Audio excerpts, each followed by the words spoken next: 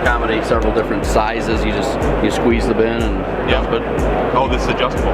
Yeah, so you set her on the floor and then you set your bin in there, and then it raises the bin up to the top and squeezes it. And then you dump it, and then you can adjust the flow here with the door, bracket pin on the door here. So, but this is just kind of a nice package for someone to buy that, you know, it'll fit in, it'll dump in less than 9-foot ceiling. It's 110 volt, plug it in the wall, turn it on and go.